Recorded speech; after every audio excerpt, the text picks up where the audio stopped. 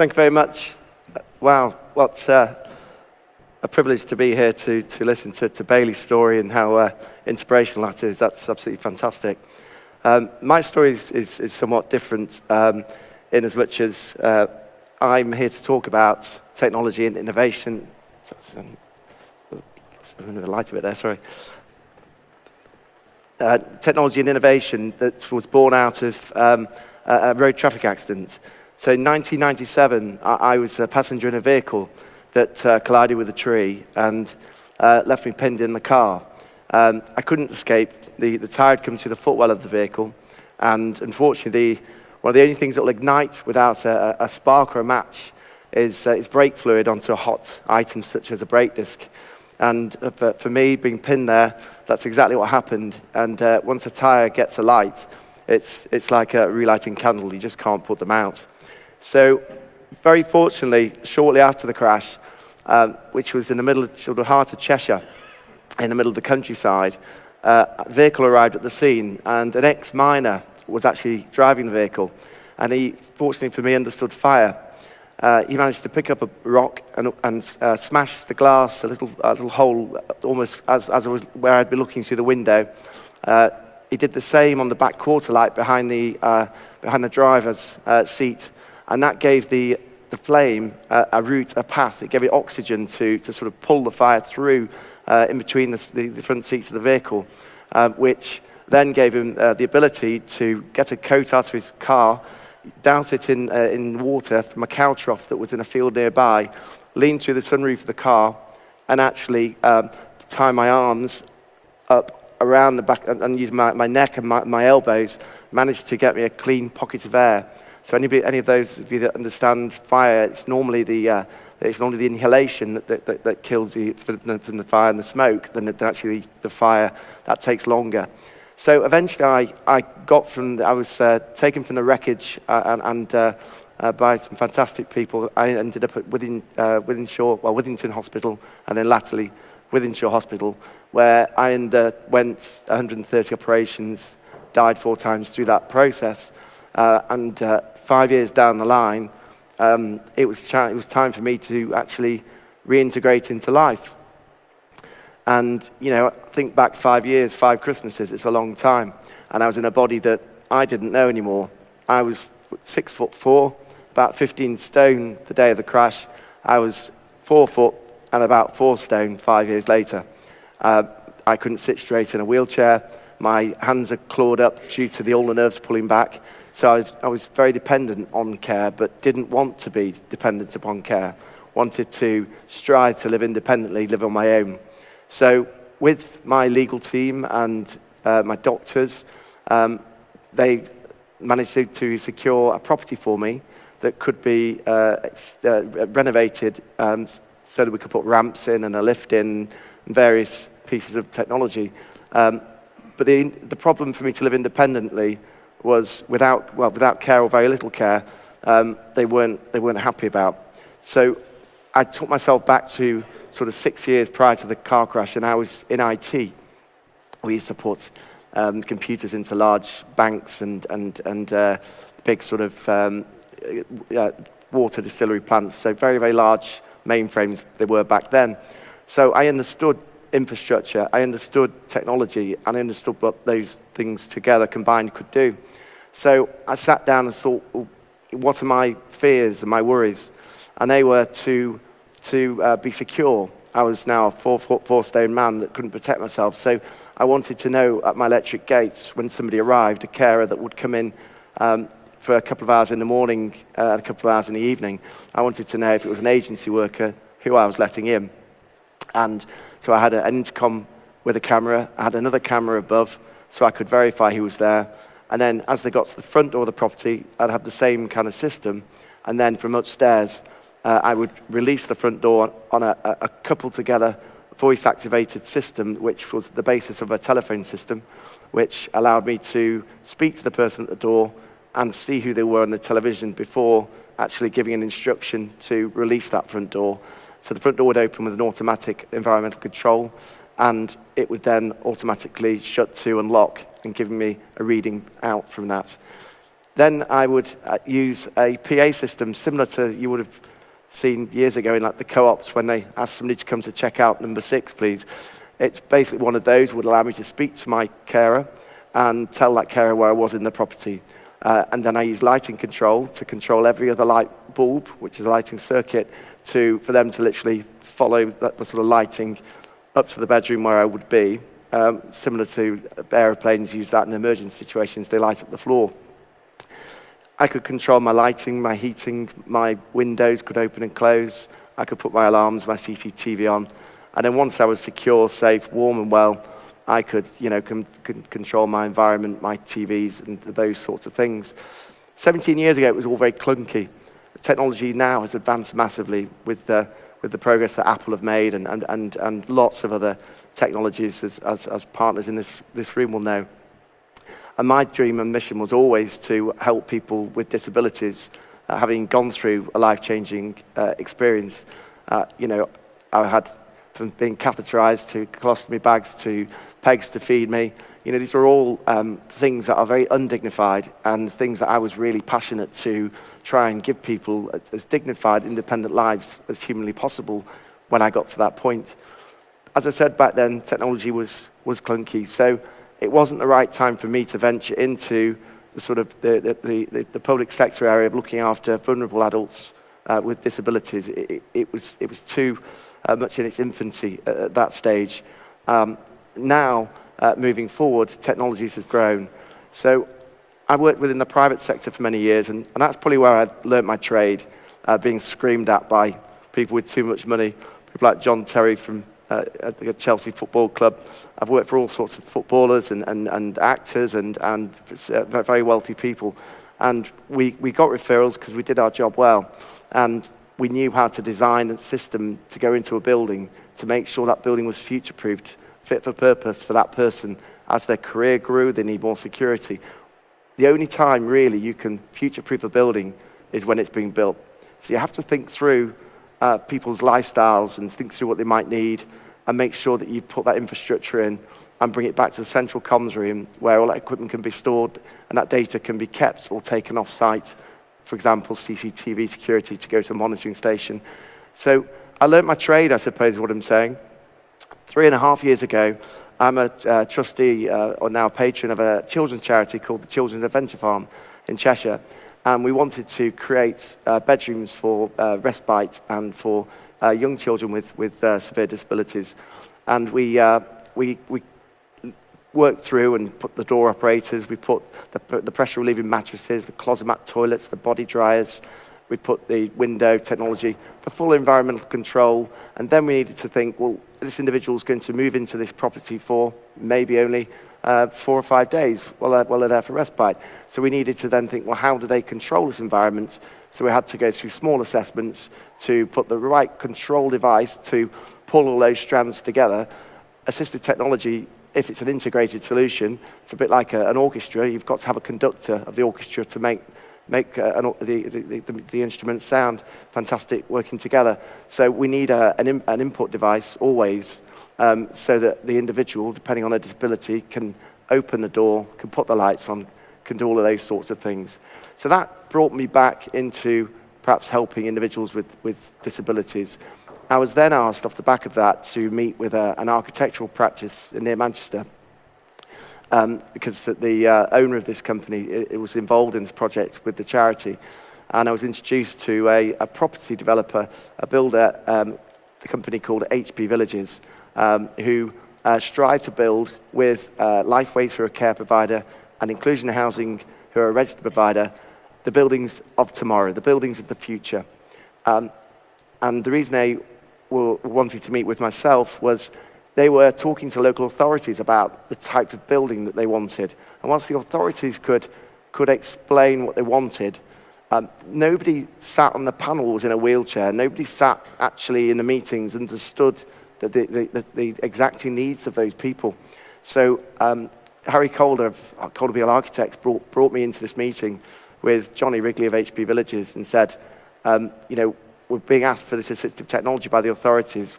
We keep asking them what they want, and we're telling them we're putting in a communicable system, a Tunstall communicable system, and they keep saying that's not enough. So eventually they turned that back round on the authorities and said, well, if that's not enough, what do you want? And they said, we don't really know. And I think that's the problem. Everybody's using this great buzzword called assistive technology, but it's not actually fully utilized to its best potential. Because assistive technology is only one part, really. Environmental controls are another part. You need occupational therapists to work out, the needs of the beds, the toilets, those sorts of things. So you've actually got to pull together an integrated solution. So that's all very well and good, but if the building's not been built with that in mind, you're going to end up chasing walls out and making changes to a building. So I sat down to design what I believe is the first the first smart home of the future for disability, because it encompasses all of those elements. And we don't know who's going to live in the property when we build it. We know that somebody with a physical disability is going to live there. We know somebody with learning disability is going to live there, or somebody with a challenging behaviour, or depending on the user group, we do build high complex care buildings as well. So I have to make sure that whoever comes through that front door for an assessment, whatever piece of technology they want, or they won't know perhaps what they want, whatever piece of technology they need, when we do our assessment, we've got to be able to implement and integrate that into the building. So I'm not particularly bothered whether it says Tunstall, whether it says Closemat, whether it says Possum, whatever it says on the label, it's about a solution. I've got to put a solution around somebody. Yes, I need to be able to communicate with staff. I need Tunstall, I need all of these other brands. But for the first time, it's about taking the badge off, and it's about putting an integrated solution around somebody. A dot-to-dot picture book doesn't make a picture until you join the dots up, and that's what this is. So we have the infrastructure in the building, and we have the technological expertise through assistive technologists and the right people to do the assessments to make sure that we get the right technology within that building. As we were on this journey, HP Villages announced to me that they want to build 320 apartments 2016, and they want to go into the thousands in 2017. So I said, right, that's all very well and good, but we need to make sure we have the right partner to deliver this dream and this vision with. And the partner I chose and was very happy that they accepted to work with us was Tunstall.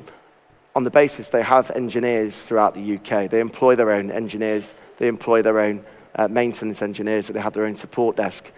But those guys have been installing products that in the main are reactive solutions. And if we're going to help get people independent and motivated, we need to put in proactive solutions. So we need both. We need to join it up. And the reason we've had reactive solutions for so long is because of the way care's been run over the years. We've just thrown care at it. We'll look after that person, and actually we'll make a decision that they can't do it, and it'd be better off if we did it for them. Well, now that the government purse is spent, we've got to think a little bit differently. We've got to think outside the box. So we've worked with some very high-level assistive technologists to take the care plan in from the authority for an individual human being, and the care plan will go into a system that will literally sniff out effectively which bits care needs to do and which bits technology can do. And that will kind of effectively put a cost to that. And we're developing this at the moment as to how much we can save on the care budget, but understanding that we're always going to need care, and the care providers need to stay in business. So the care providers and the technologists and the builders need to work together, the RPs or the other people in that loop as well, to actually fix this problem. And the more I sit in front of commissioners now, the more they're saying, we haven't got any money, we'll push it back to you guys to sort it out. And that's happening. And it's also happening in a lot of the existing stock that authorities have, are asking us, they're saying, it's great, you're building me a new building with all this technology and it all thought through and it's got the proper structure, you've got new engineers trained, because albeit Tunstall are doing our work, they're trained in Tunstall products. They're not trained in Closemat, not all the other Toby Churchill devices. So we've had to go on a big campaign to make sure that our engineers are trained and trained in more of an IT professional manner than perhaps the engineers were previously. So that we can give that level of support. But the authorities are saying, it's great what you're doing. It's great that you can build 320 flats next year. It's great you can build 1,000 a year after. That's not That's putting a plaster on something that needs an operation. We've got so much stock out there that's existing, and if we're going to get these savings that we desperately need, we've got to actually go back through the existing stock and bring it up to date. So we're on a campaign at the moment to do that. We're talking to a number of authorities throughout the UK to make that happen, and sort of work on pilots to show, developers, show RPs, landlords, everybody, actually joining forces, working together, will keep the care providers in business. It'll make the individuals more empowered and make the individuals living in these schemes a lot more integrated and happier people moving forward. Because a lot of people's fears are security, are living alone. So if you put the right technology in, people don't have to be alone. We've got case studies where we've had people that have lived in residential care homes, frightened of going to supported living because they're going to be on their own, that have moved into supported living. They now, through their devices, can make telephone calls.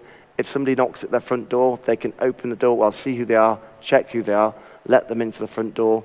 If they're warm, they can open a blind or a window. The kitchens are thought out, so where the oven is, beneath it there's a shelf with a rack and the doors open outwards. We think about the dishwasher integration. If it's someone with a challenging behaviour, we think through and make sure that that individual can be safe in the environment. We can key switch and turn off the power, but leaving televisions, lighting, fridge, freezer, for obvious reasons, on, but keep somebody safe in that environment. Someone with autism, they love showers, they love water, fascinated with it. So we need to put digital showers in so that when somebody has a shower, they're not there 4 hours later, stood, in the water. The digital shower will shut down after 10 minutes. So assistive technology, environmental control is endless. And actually, so far, nobody's put the integrated solution together. And it's the integrated solution with the building, the care, and the technology that will crack this nut. And it's great to see that the big companies are embracing this and moving forward with it so that we can, let's face it, the government are screaming out and saying innovation is the only way that's going to fix it. There is no more money. You've got to take it from what you've got. So by working together, the care companies realizing that they're going to get their budgets reduced, but it reduces to a level that allows the right level of care to go in and the technology can do the rest. For example, people say you need human intervention. Well, I'm not saying take care away, but a great example of carers write notes on a daily basis. Well, why in this digital era aren't those notes being written digitally? A television is no longer a television. It's a portal.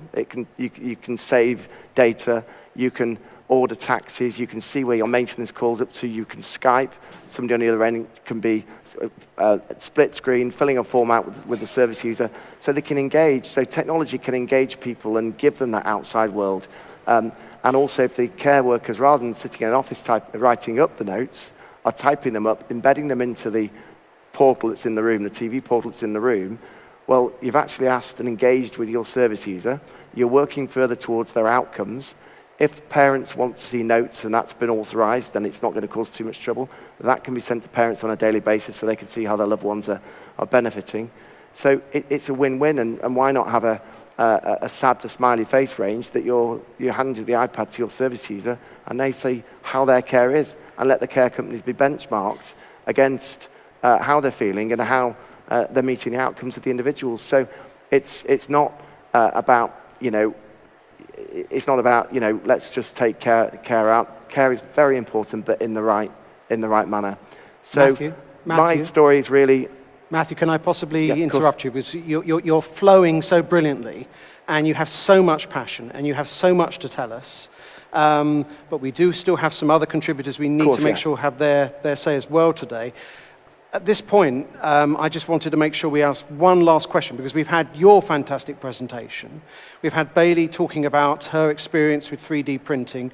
We've had you talking about your lived experience and how that's translated into the mission that you're passionately on now. Just one sort of tip that you would give to this audience that would help all of these people that are interested either as commissioners or practitioners or people in the industry, just to sort of translate what you've been saying to them this afternoon. Just one final point. I think it's a case of looking at the existing stock, working with assistive technologists and care providers and commissioners all sitting down together to work out a strategy that will help meet the government's agenda of cost and cost reduction. Thank you very much, Matthew. We should show our appreciation for a fantastic presentation.